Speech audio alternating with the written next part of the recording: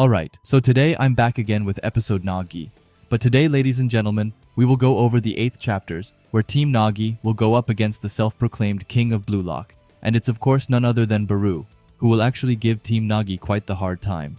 Anyway, I'm not going to hold you here for any longer, as I know that you guys want to get right into the chapter, so just be sure that you leave a like, a comment, and of course, subscribe to the channel, and while you are at it, you could always join the Discord server down in the comments. But with all of that out of the way, let's finally get into it. As they win the game, all of them are dancing and jumping in their elite beds, and as Zantetsu also jumps in to enjoy the bed. Nagi notices that he is not wearing his glasses, asking him if he can see without them. Zantetsu upside down tells him that they're just fake glasses, asking him if the goggles during the match are fake too. To which Zantetsu replies that he wears them to look smarter. Ryo mentions that he is a fucking idiot. When one of the guys from the team calls 3 of them, asking them about the meeting as he has summarized the data on their next opponent's Team X, and their ace is this guy, BAROU Shuei. His weapons are his exceptionally charged dribble and long-range middle shoot, when Ryo asks them not to worry, mentioning that the 3 of them are undefeatable and they are peerless. He starts shouting, asking everyone to win. Nagi, lying down, thinks that now he doesn't need to work hard, and now as both teams reach the ground, Ryo asks them to quickly wrap up this game with a win when Zantetsu mentions that they're peerless, and Nagi agrees with him as BAROU shoots the ball off. Zantetsu gets the idea that he tends to act on his own, so with both his physique and speed, he grabs his body, thinking not to think too much, and just gets in his way, but he can't stop him as he is so powerful and has crazy charging power. Ryo runs towards Zantetsu, saying good work to him. Ryo takes the ball and asks BAROU if he really thought that he could defeat all of them by himself. The ball goes over to Nagi. Ryo asks him to pass it to him, and as the ball reaches Ryo, he shoots the ball right into the goal. The BAROU team gets angry at him, asking him how stubborn he is going to be and how much longer he will drag them down, as if he doesn't help them win, they will be eliminated.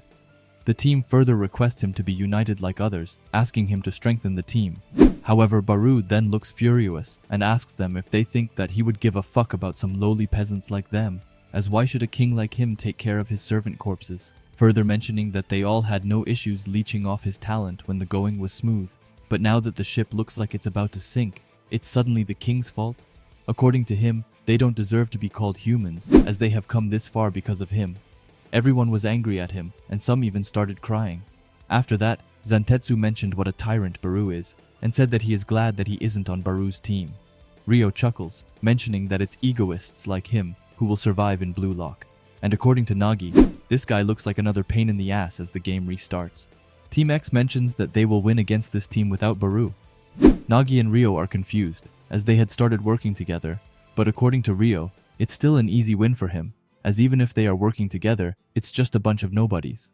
On the other hand, they have the 3 of them make up the core of their team, and their bond is not so weak that they will lose to some spur of the movement, and the second goal is made up by Zantetsu, and the third one by Nagi, while Team X is still on 0, and now it's become impossible for them to win the game, and while they were at their end, BAROU asked them not to give up as long as there is a sliver of hope they shall fight on, but Ryo stopped him, mentioning that you can't create something out of nothing.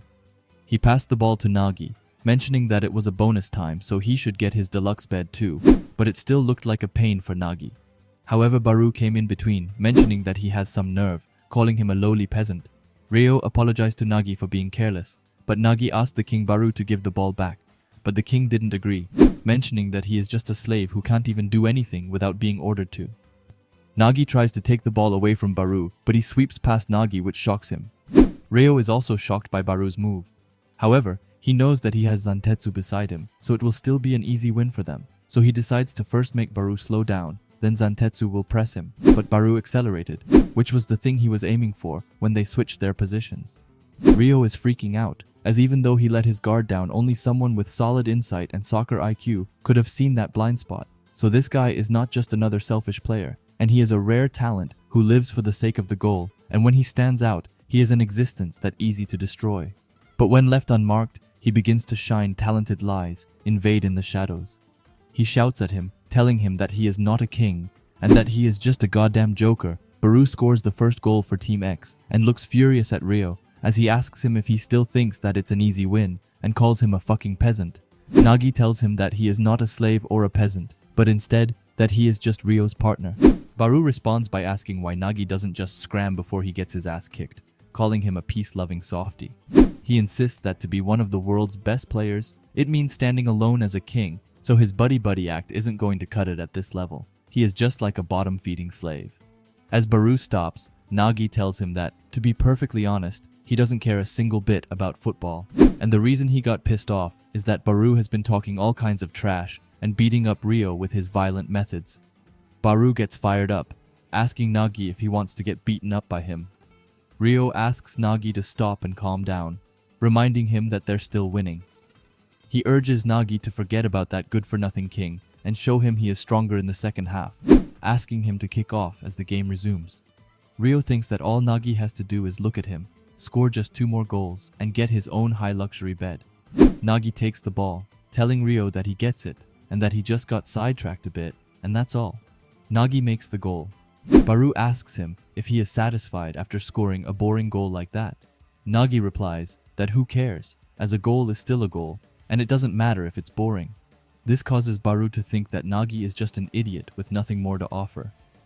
As the game restarts, Nagi asks BAROU what he means by that, to which BAROU replies that all of Nagi's goals are meaningless, and that he is just scoring because the purple-haired player over there is controlling him like a slave. BAROU pushes him back, telling him to listen up and mentioning that the world's first striker always stands alone as a king. He pushes the other guy down, stating that he would rather die than be someone's slave. After pushing them all back, BAROU makes the goal, and now the score of Team X reaches 2. The eyes of Team X sparkle, thinking that they still have a chance to win. If they get the ball to BAROU, they can definitely win, when one of the guys mentions that they already tried that, calling him an idiot. He adds that if they do that, the defense is going to key in on BAROU, and the game is over. They ask each other what the hell they are going to do, but they have to win, or they are done. They are freaking out due to this. Ryo looks at Nagi, listening to their conversation, asking him not to worry about them, as he thinks Team X is finished. He points out that no matter how strong a player might be, a team with no unity quickly falls apart. He passes the ball to Nagi, asking him to score 1 more goal and end this game once and for all. As the game starts, he calls out to Nagi, who is stunned. It's rare for him to take the initiative. Nagi is running faster, not giving anyone a chance to find him. Ryo cannot understand what he is thinking, as instead of choosing the logical option, why is he electing for a riskier option?